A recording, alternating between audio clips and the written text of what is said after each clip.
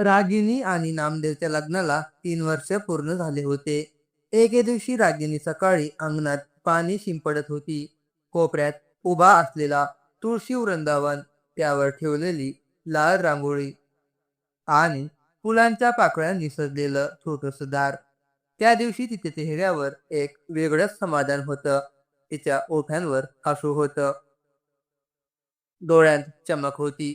कारण नुकतीच तिला खात्री पटली होती की ती आई होणार आहे. तिने हातातली बादली बाजूला ठेवली आणि हळूच अंगणातून घरात शिरली.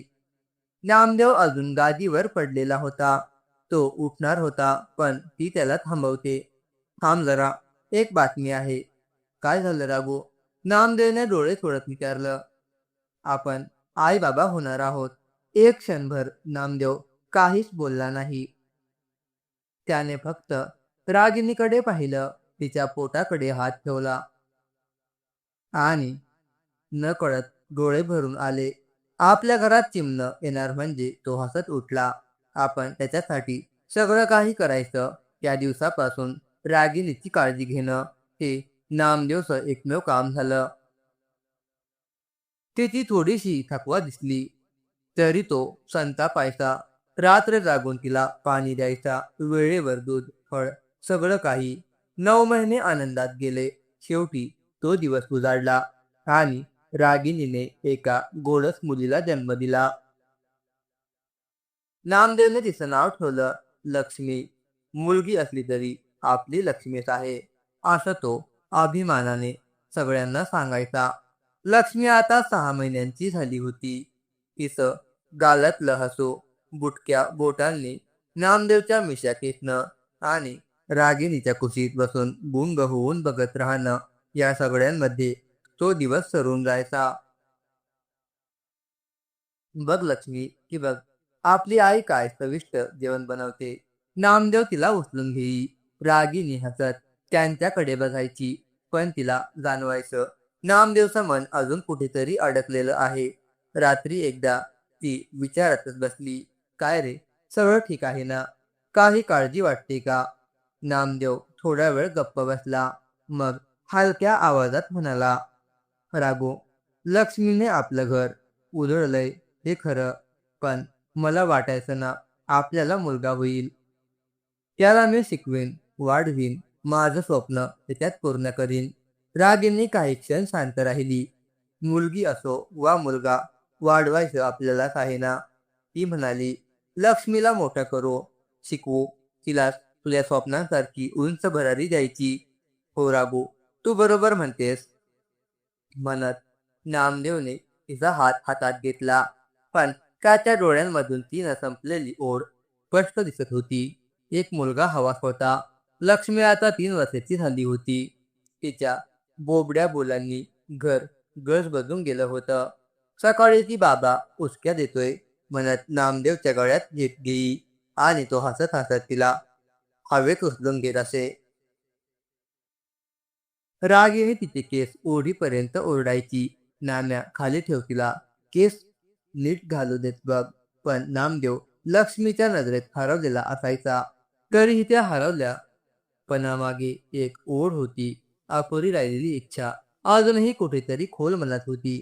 एक दिवस रागिनी संध्याकाळी देवळावरून घरी आली. तिने दार उघडलं आणि हलकेच हसत नामदेव समोर बसली. "काय झालं?" त्याने विचारलं. "पुन्हा तुझं स्वप्न पूर्ण होणार बहुतेक." "काय?" त्याच्या चेहऱ्यावर एकदम आश्चर्य आणि आनंद एकत्र झळकले. "हो, मी पुन्हा आई होणार आहे." क्षणभर नामदेव गप्प झाला. मग त्याने दोन्ही हात जोडून डोळे मिटले. "देवा, यावेळी एक मुलगा दे. फक्त माझ्यासारखा असो, बाकी काही नको." रागिनी त्याच्याकडे बघत होती, हसरी पण थोडीशी बेचैन. तिला माहीत होतं, ही इच्छा जर पुन्हा अपूर्ण राहिली तर ही असूही तसंच राहणार नाही. रागिणीच्या दुसऱ्या गरोदरपणाची बातमी पसरली तसं घरांमध्ये आनंदाचं वातावरण पसरलं. नामदेव तर दर आठवड्याला फळं, सुकामेवा घेऊन येई. यावेळेस काही कमी राहायला नको, तो सारखा म्हणायचा. देवळात जाऊन विशेष नवस बोलला, "साईनाथा, मला यावेळी मुलगा दे. मी दर रविवारी उपवास करेन. लक्ष्मीला घेऊन तुझ्या चरणी येईन." फक्त मला एक वारस हवा. रागिनी हे सगळं पाहत होती. तिच्या मनात कालवा कालव होती. तिला भीती वाटायची, जर यावेळी ही मुलगी झाली तर. नामदेव काही बोलणार नाही, पण त्याच्या नजरेतली निराशा मला झुकणार नाही. तरी सुद्धा दोघे मिळून लक्ष्मीची देखील काळजी घेत होते. रागिनीचा पोट वाढत चाललं होतं. लक्ष्मी हळूहळू समजूतदार होत होती. एक दिवस लक्ष्मीने रागिनीच्या पोटावर हात ठेवून विचारलं, आई, इथे काय आहे? रागिनीने हसून सांगितलं, इथे तुझं लहान बहीण किंवा भाऊ आहे. लक्ष्मी डोळे मोठे करून म्हणाली, भाऊ नको ग, बहीण असावी, माझ्यासारखी गोडस. नामदेवने हे ऐकून हसण्याचा प्रयत्न केला, पण चेहरा हलकासा उतरला होता. रागिनीला 9वा महिना सुरू झाला. रागिनीला आता थोडं थोडं चालणं सुद्धा कठीण व्हायला लागलं. अंग सुजलेलं, पाठीवर ताण, तरीही तिच्या चेहऱ्यावर शांत हसू कायम होतं. नामदेवचा जीव मात्र अस्वस्थ होता. दररोज देवळात जायचा, कुठल्या नवस बोलायचा.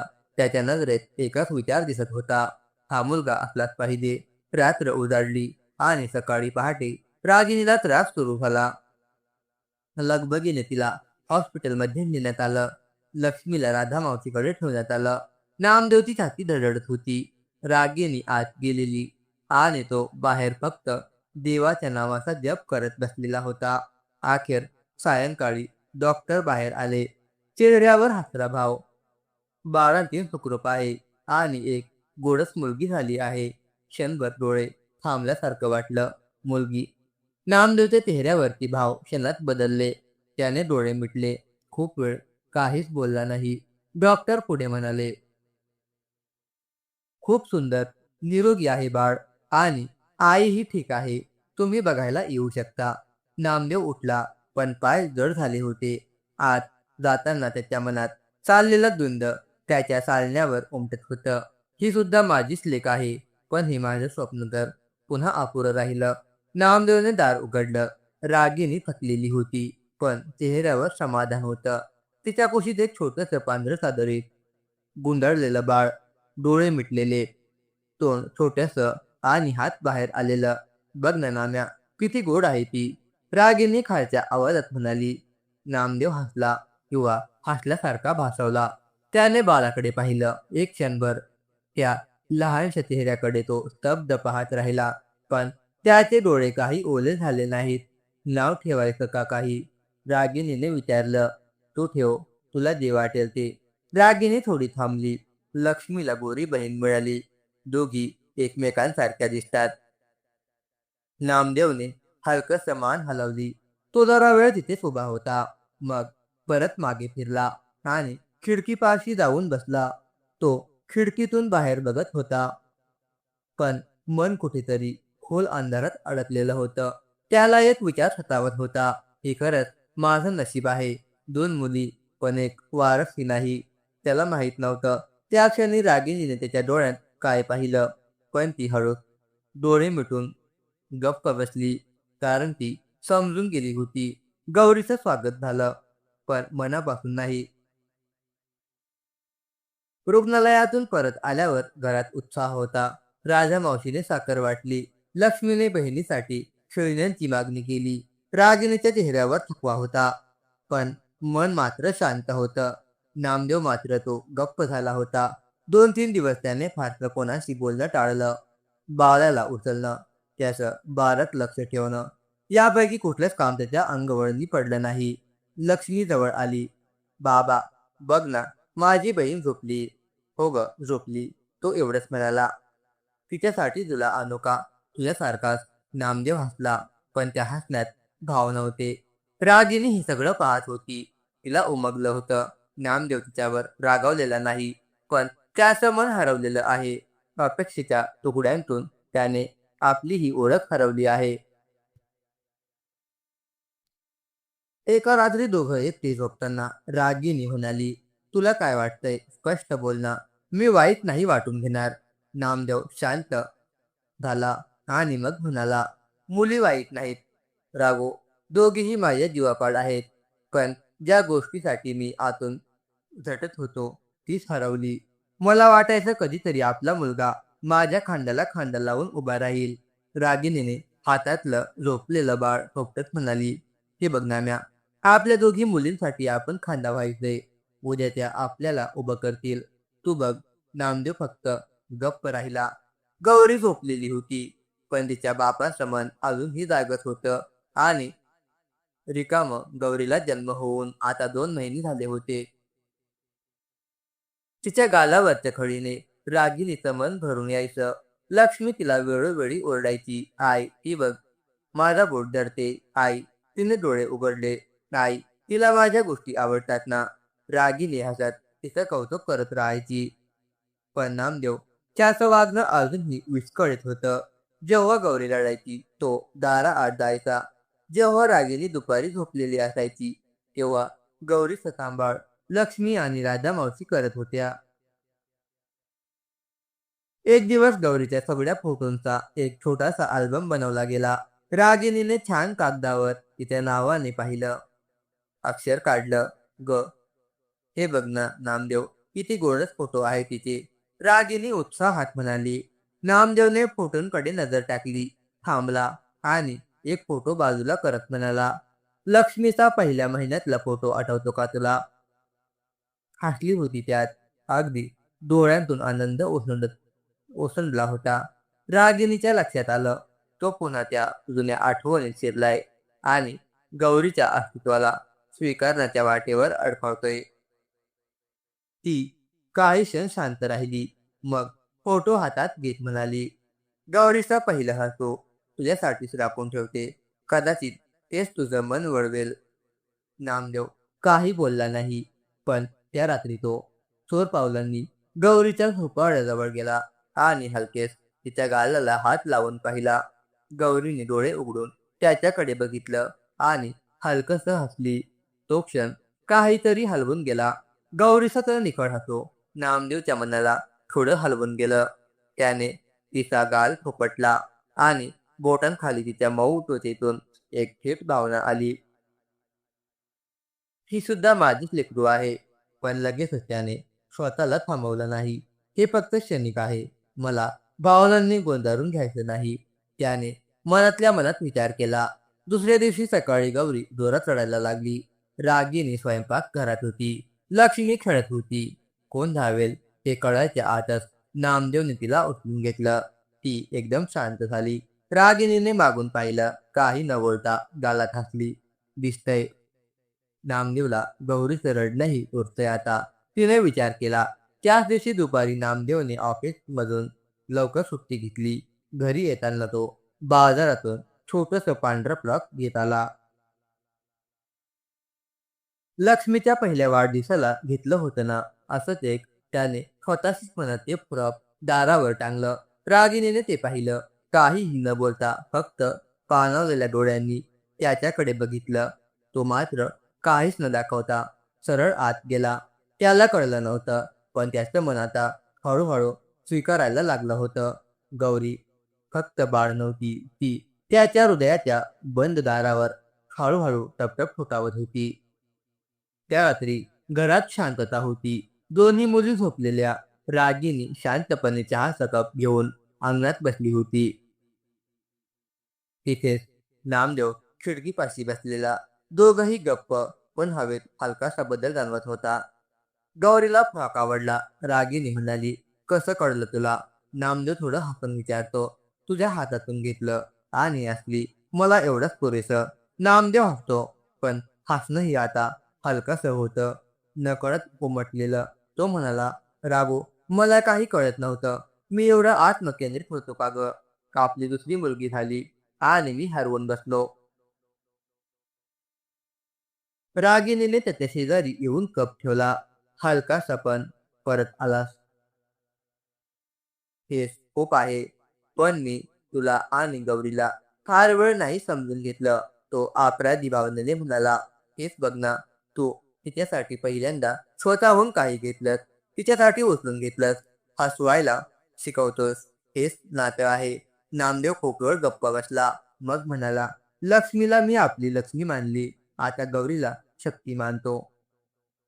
रागिनीच्या डोळ्यात टचकेन पाणी आलं. तिने हलकेच त्याचा हात धरला. त्या रात्री पहिल्यांदा नामदेवने दोघींनाही आपल्या कुशीत घेऊन झोपवलं. गौरीने वळून त्याच्या छातीवर छोटंसं बोट ठेवलं आणि त्या एका स्पर्शाने नामदेवच्या हृदयावर साचलेलं सगळं ढग विरघळले.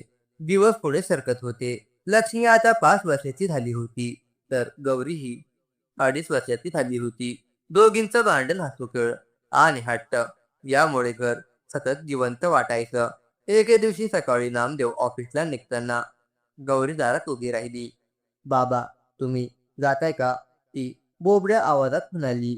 "हो ग, कामाला जातोय. संध्याकाळी येईन चॉकलेट आणीन." गौरीने त्याच्या पायाला घट्ट मिठी मारली. ती त्याच्या छोट्या मिठीने. नामदेव काही क्षण स्तब्ध झाला. कधीच न झालेले काहीतरी त्या दिवशी त्याच्या डोळ्यात आलं. तो झुकून तिला उचलतो आणि तोंडाला लावून एक खंबीर मिठी देतो. "माझ्या छोट्या राजकुमारीसाठी 2 चॉकलेट्स," त्याने डोळे मिसकावत सांगितलं. ते बघून रागिनीच्या मनात एक अनामिक आनंद भरून आला. आज नामदेवने पहिल्यांदा गौरीला राजकुमारी म्हटलं. त्या दिवशी संध्याकाळी नामदेव घरी आला तर लक्ष्मी आणि गौरी दोघीही अंगणात खेळत होत्या. नामदेवने हात मागे ठेवलेला. "बघा, कोणासाठी काय आलंय," तो म्हणाला. लक्ष्मी धावत आली, पण नामदेवने हसून सांगितलं, "हे चॉकलेट गौरीसाठी आहे, कारण सकाळी तिने मला थांबवलं." लक्ष्मी थोडीशी फुगली, पण नामदेवने लगेच दुसरं चॉकलेटही तिला दिलं आणि दोघींनाही मांडीवर घेऊन बसला. त्या संध्याकाळी पहिल्यांदा रागिनीने दोघी मुली आपल्या बापाच्या कुशीत लाड करताना पाहिल्या आणि तिच्या मनात ठामपणे एक विचार आला. या घराचं खरं सौंदर्य आता सुरू झालंय. आता घरात रोज संध्याकाळी एक नवा सोहळा घडायचा. नामदेव ऑफिसमधून परत घरी आला की लक्ष्मी आणि गौरी दोघी पायाशी येऊन बसायच्या. कोणी त्याचे बटन उघडायचं, कोणी बॅग उचलायची. रागिनी पलीकडून हे सारं पाहत असायची. गुपचूप हसत एक दिवस गौरी त्याच्याजवळ आली आणि विचारलं, "बाबा, तू लहानपणी माझ्यासारखाच होतास का?" तो हसून म्हणाला, "नाही ग, मी तर खूप खोडकर होतो." गौरी लगेच म्हणाली, "मग मी पण होणार खोडकर, पण तू ओरडायचं नाही." त्याला हसू आलं. तिच्या त्या निरागस बोलण्यात काहीतरी होतं, जी भाषा फक्त पित्याचं हृदय समजू शकतं. त्या रात्री जेवताना रागिनी म्हणाली, "गौरी तुला जास्त जवळ करते आजकाल." नामदेव हसत म्हणाला, "गंमत म्हणजे मलाही तिची सवय लागली. ती जवळ नसली की एक रिकामेपणा जाणवतो. तेच तर, तिच्या चेहऱ्यावर तुझं प्रतिबिंब दिसतं का तुला?" रागिनीने डोळ्यात डोळे घालून विचारलं. "खरं सांगू, पूर्वी दिसायचे नव्हतं, पण आता वाटतं माझ्याच काही भावना ती उगाचच बोलून टाकते." ती बोलताना त्याच्या डोळ्यात नाजूकशी ओल होती. शब्द नकोत, नजरा पुरेशा होत्या. त्या रात्री गौरी झोपताना नामदेवच्या छातीवर हात ठेवून म्हणाली, "बाबा, तू माझा आवडता आहेस." आणि त्या छोट्या वाक्याने एखाद्या कठोर मनात जणू मखमली पान उमगली. गौरीच्या त्या एका वाक्यानं नामदेवचा दिवस पूर्ण झाला होता. "तू माझा आवडता आहेस" हा शब्द आता त्याच्या हृदयात खोलवर शिरपत होता. दुसऱ्या दिवशी सकाळी गौरी उठून थेट नामदेवच्या अंगावर येऊन बसली.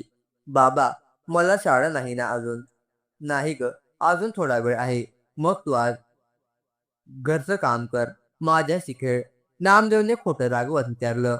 "म्हणजे मी ऑफिस नाही जायचं?" ती गाल फुगवून म्हणाली, "नाही रागी." रागिनी चहा घेत म्हणाली, "बघ रे, आता या तिन्हीनेही तुझं वेळापत्रक ठरवलंय." नामदेवने खंबीरपणे फोन हातात घेतला आणि खरंच आज ती सुट्टी जाहीर केली. "आज मी फक्त बाबा आहे," तो म्हणाला. गौरीचे डोळे चमकले. "मग चल ना, आपण दोघे बाजाराला जाऊ. माझ्यासाठी केशात घालायचा फुलांचा गजरा घेऊ." "हो ग, आणि तुला आवडतात ते पिवळ्या काकड्यांची फूल." "हो, कसं माहीत?" गौरीने आश्चर्याने विचारलं. "कारण बाबा आज तुला समजू लागलाय." त्या दिवशी दोघं बाजारात फिरले. लोकांनी पाहिलं, एक बाप आपल्या चिमुकल्या मुलीच्या हातात बोट देऊन चालतोय, फुलं घेतोय, चॉकलेट देतोय आणि तिच्या बडबडीत हरवून गेलाय. रागिनीने त्यांचा फोटो दारातूनच टिकला. तिच्या चेहऱ्यावर एक विचार होता. आज खरंच घरातल्या बापाला मुलींचा गंध लागलाय. त्या दिवशी बाजारातून परत आल्यावर गौरी खूप दमली होती. ती नामदेवच्या मांडीवर झोपून गेली. तिच्या केसातल्या फुलांचा गजरा अजूनही मऊसर सुगंध सोडत होता. रागिनीने हळू चादर टाकली आणि नामदेवच्या शेजारी बसली. आज खूप थकलाय दिसतंय, ती हसून म्हणाली. थकलो, पण मन शांत आहे. नामदेवने हळूच उत्तर दिलं. त्याने गौरीच्या डोक्यावरून हात फिरवत विचारलं, राघो, खरं सांग, मी खूप उशीर केला का तिला स्वीकारायला? रागिनीने त्याचा हात हातात घेत उत्तर दिलं, उशीर झाला, पण तुला जाग यायला वेळ लागला. त्याला मी प्रेमाच्या झोपेतून उठवलेला क्षण म्हणेन. काही दिवस आधी मला वाटायचं मी 2 मुलींचा बाप म्हणून नशिबान नाही, पण आता वाटतं मी स्वतःच अंधारात होतो. नामदेव शांतपणे म्हणाला. रागिणीने त्याच्याकडे पाहून हसून विचारलं, आता आता वाटतं मी 2 जीवांची सावली आहे. लक्ष्मी आणि गौरी दोघींचं प्रेम मला जिवंत ठेवतंय. त्या रात्री झोपेच्या आधी नामदेवने दोघी मुलींच्या गालावर प्रेमाचे चुंबन घेतलं. त्याच्या हृदयात आता कोणतीच पोकळी नव्हती. एक वडील म्हणून तो पूर्ण झाला होता आणि एक माणूस म्हणून परिपूर्ण. गौरी आता 6 महिन्यांची झाली होती. तिचं हसणं, बागडणं आणि रागिणीच्या मिठीत लपणं घरात पुन्हा एकदा बालपणाचं गोंधळलेलं टोक भरून राहिलं होतं. लक्ष्मी तिच्यावर जीवापाड प्रेम करत होती. तिचं तिचं खेळणं, तिचं तिची आईसारखी काळजी घेणारी बहीण झाली होती. एक दिवस गावातल्या शाळेचा फॉर्म भरताना नामदेवने सहज विचारलं, गौरीचं पूर्ण नाव काय ठेवू? फक्त गौरी. रागिनीने त्याच्याकडे पाहिलं. तुला काय वाटतं, विशेष नाव असावं का? नामदेव शांत झाला. काही क्षण तो विचारात गेला. मग म्हणाला, गौरीचं पूर्ण नाव असो, गौरी नामदेव राघव. का नाही? रागिनी आश्चर्याने त्याच्याकडे पाहत राहिली. म्हणजे ती विचारत राहिली. आधी मी वडील होण्याच्या कल्पनेत अडकून गेलो होतो, फक्त नावापुरता. पण आता मला समजलं ही माझी मुलगी आहे, माझ्या नावाची पूर्ण हकदार. मी आता तिचा पूर्ण वडील आहे.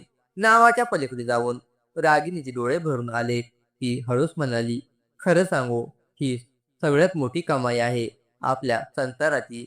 नामदेव गप्प झाला, पण त्याच्या चेहऱ्यावर शांत समाधान दिसत होतं. त्याच्या मनात एकच विचार होता, मुलगा हवा होता, पण आयुष्याने मला 2 जीव घेण्या कारणांसकट आयुष्य पुन्हा जगायला शिकवलं. लक्ष्मी आणि गौरी. दुपारचा वेळ होता. अंगणात जुना झोका लावलेला होता. त्यावर रागिनी बसून गौरीला झुलवत होती. बाजूला लक्ष्मी आपल्या गोष्टींचं पुस्तक घेऊन मोठ्याने वाचत होती. आई ग, म्हणजे गौरी बरोबर? लक्ष्मीने विचारलं. हो ग. आणि ग म्हणजे गणपती सुद्धा. रागिनी हसत म्हणाली. गौरी झुल्यावर हातपाय हलवत हसत होती. तिच्या हास्याने पूर्ण घर उजळून निघालं होतं. नामदेव दाराशी उभा होता आणि हे दृश्य डोळे भरून बघत होता. आताच त्याला जाणवलं, हे आहे खरं वैभव. त्या रात्री जेवणानंतर नामदेवने रागिनीला विचारलं, तू कधीच तक्रार केली नाहीस ग माझ्या शब्दांवर, माझ्या अपेक्षांवर. ती गालातल्या गालात हसली. तुझं प्रेम माझ्यावर इतकं आहे की तुझ्या चुका लहान वाटल्या आणि शेवटी आपल्या दोघींच्या गोडस मुलींनी आपलं घर स्वर्ग बनवलंय. नामदेवने तिचा हात हातात घेतला. दोघं शांत बसले. घरात कुठेच फार मोठा आवाज नव्हता, पण लक्ष्मीच्या गोष्टींमधले शब्द गौरीच्या किलकिलाटात मिसळून एक नवीन स्वप्न रंगवत होते. झोल्यावर झुलणारी गौरी आणि समोर धावत येणारी लक्ष्मी. नामदेवच्या डोळ्यांसमोर त्यांचं भविष्य तरळत होतं. शिकवायचं मला, पण आता दोघींना त्या माझं स्वप्न पूर्ण करतील. त्यांचा हात धरून मी पुढे चालेल. लक्ष्मी आता शाळेत जायला लागली होती. तिची शाळेची सतरंजी, दप्तर आणि छोटा डबा सगळं रागिनी प्रेमाने तयार करत असे. पहिल्या दिवशी नामदेव तिला शाळेत सोडायला गेला होता. रागिनी दाराशी उभी राहून तिच्या डोळ्यांतून अश्रू लपवत होती. बाबा, तू मला लवकर न्यायला येशील ना? लक्ष्मीने शाळेच्या गेटवर थांबून विचारलं, "हो ग बाळा, तू शिक मस्त, मी वाट बघत बसेन." असं म्हणून नामदेवने तिच्या कपाळावर प्रेमाने हात फिरवला. त्या दिवशी घरात एक वेगळी शांतता होती. गौरी अजून लहान होती, पण लक्ष्मीचा आवाज तिचं खेळणं, तिचं चिवचिवणं, त्याशिवाय घराला बास होत होता. संध्याकाळी नामदेवने लक्ष्मीला घेऊन येताना तिचा चेहरा उजळलेला होता. "बाबा, मला शाळा खूप आवडली. मी उद्याही जाणार." हे ऐकून दोघांच्याही चेहऱ्यावर हास्य पसरलं. रागिणीने तिला मिठी मारली. "माझी शहाणी मुलगी झाली ग." त्या रात्री नामदेव शांत बसून डायरी लिहित होता. आज लक्ष्मीचं पहिलं पाऊल शिक्षणाच्या वाटेवर. मला वाटतं आपल्याला ज्या गोष्टी मिळाल्या नाहीत त्या तिला द्यायच्या आहेत. आत्मविश्वास, स्वप्न आणि स्वाभिमान. आता त्याचं स्वप्न एका मुलापुरतं नव्हतं. आता तो दोघी मुलींसाठी आईबाबांची शाळा घडवत होता. लक्ष्मी शाळेत रमली होती. ती दप्तरात वही ठेवताना काळजी घेत असे, शिक्षकांचं ऐकत असे आणि घरी आल्यावर आईबाबांना सांगत असे, "आई, माझं नाव बोर्डावर लिहिलं आज मॅडमनी." रागिणीच्या डोळ्यात आनंद ओसंडून व्हायचा. गौरी देखील आता थोडी मोठी झाली होती. ती बोलायला लागली होती. पावलोपावली रागिणीच्या मागे फिरायची.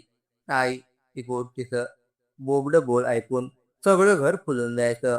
पण याच काळात नामदेवच्या मनात एक वेगळी घुसमट सुरू झाली होती. गावात कोणी विचारलं, "दोन मुलीस ना तुझ्या?" तो हसून उत्तर द्यायचा, "हो, 2 मुली, पण दोघीही रत्न आहेत." पण मनात खोल कुठेतरी टोचायचं. एक काळजी, एक न्यूनगंड. रात्रीच्या जेवणानंतर रागिणीने विचारलं, "काय झालं? तुझं मन काहीतरी खट्ट दिसतंय." तो काही वेळ गप्प राहिला. मुलींचं आयुष्य कठीण असतं. रागिनी त्यांना फक्त प्रत्येक वळणावर पाय पडत मिळते. आपण त्यांना कितीही शिकवलं, तयार केलं, तरीही समाजाचं लोक बदलायला किती वेळ लागेल. रागिणीने शांतपणे त्याचा हात हातात घेतला. "आपण आपल्या लेकींना इतकं मजबूत करू की कुठेही पायपट मिळाली ना तरी त्या थेट उभ्या राहतील आणि जगाला शिकवतील." त्याच्या डोळ्यात पाणी आलं. "माझ्या दोन्ही मुली माझा अभिमान होतील का ग?" रागिणीने हलकं हसून उत्तर दिलं, "अभिमान नव्हे, तुझं आयुष्य ठरेल त्या." पुढच्या काही दिवसांत घरात शांतता होती, पण ती सुखाची नव्हे, ती अबोलाची होती. रागिनी आणि नामदेवमध्ये संवाद कमी झाला होता. दोघे एकत्र जेवत, एकत्र झोपत, पण बोलणं केवळ मुलांपुरतं सीमित झालं होतं. रागिनीला हे सतावत होतं. एके संध्याकाळी ती झोपेच्या आधी नामदेवला म्हणाली, "नाम्या, आपण कधीपासून आपल्यासारखे बोलतच नाही. काय चुकलंय माझं?" नामदेव काही बोलला नाही.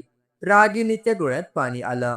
"एक सांग, जर दुसऱ्यांदा मुलगा झाला असता तर तू इतकं शांत राहिला असतास का, की आनंदाने नाचला असता?" त्या प्रश्नाचं नामदेव हादरला. त्याने हळूच तिच्या हातावर हात ठेवला. "तू चुकीची नाहीस रागिनी, पण माझं मन कधी कधी गोंधळतंय. मुलगा नसल्यानं नाही ग, पण समाजाने विचारलेलं एक वाक्यही आता खोलवर घुसतं. मुलगा नाही का झाला? हेच वाक्य मला रोज पुकारतंय." रागिनीने त्याच्याकडे पाहिलं. "समाज काय बोलतो यापेक्षा आपल्या घरात काय वाटतंय हे बघ. 2 जीवांची तू फुलं लावतोय. तुला वडिलांच्या नजरेतून नाही का दिसत त्यांच्या तेज?" थोडा वेळ शांतता होती. मग नामदेवने ओठांवर हलकं हसू आणलं. "माझ्या लक्ष्मीला आणि गौरीला मी आता रोज एक गोष्ट सांगणार आणि शेवटी सांगेन की त्यांच्या बाबाला कधीच मुलाची गरज नव्हती." रागिनीने डोळे मिटून एक दीर्घ श्वास घेतला. "माझ्या नवऱ्याचं अखेर मला पुन्हा दर्शन झालं." गौरीचा वाढदिवस मोठ्या थाटात साजरा झाला. संध्याकाळी अंगणात दिव्यांची रोषणाई होती. घरात गोडधोड हास्य आणि पाहुण्यांची सतत ये-जा. लक्ष्मी आपल्या छोट्या बहिणीभोवती फेर धरून नाचत होती, तर रागिणीच्या डोळ्यात समाधान होतं. पण नामदेव, तो एका क्षणासाठी शांत बसला होता. गौरीने केक कापला. सगळ्यांनी टाळ्या वाजवल्या. लक्ष्मीने तिला घट्ट मिठी मारली. त्या क्षणी नामदेव हृदय भरून आलं. त्याने दोघी मुलींना उचलून घेतलं आणि म्हणाला, "मुलगा नाही झाला, म्हणून मी अनेक वर्ष मनात न बोलता काहीतरी दडवत होतो. पण या दोन सोन्याच्या लेकींनी मला दाखवलं की आयुष्य संपूर्ण करण्यासाठी लिंग नको, प्रेम पुरेसं असतं. हे बघ रागिनी, आपलं घर आहे ना, ते आता पूर्ण झालंय. रागिनी त्याच्याकडे पाहून ओलसर डोळ्यांनी हसली. तुझं हृदयच मोठं झालंय दाम्या, त्यामुळे हे घर खरंच सुंदर दिसतंय. रात्री दोन्ही मुली झोपल्या. रागिनी आणि नामदेव गच्चीत बसले. शांतता होती. चांदणं त्यांच्यावर प्रेमाने पडलं होतं. नामदेवने तिला हातात घेतलं. आपल्या लक्ष्मी आणि गौरी सारख्या मुली खूप मोठं नाव करतील आणि एक दिवस लोक म्हणतील मुलगा हवा असतो. ही जुनी विचारसरणी होती. रागिणीचे डोळे भरून आले. त्या रात्री आकाशात चंद्र होता आणि नामदेवच्या मनात दोन ताऱ्यांचा उजेड, एक लक्ष्मी आणि एक गौरी. आता नामदेवला मुलाची कमतरता भासत नव्हती. तर तो आपल्या दोन्ही मुलींसोबत सुखी होता. तर मैत्रिणींनो आणि मित्रांनो, तुम्हाला ही कथा कशी वाटली कमेंट बॉक्समध्ये नक्की कळवा. आणि अशाच नवनवीन कथा दररोज न चुकता ऐकण्याकरिता सर्वांनी चॅनलला सबस्क्राईब करून ठेवा. ही आपण सर्वांना नम्रतेची विनंती. धन्यवाद.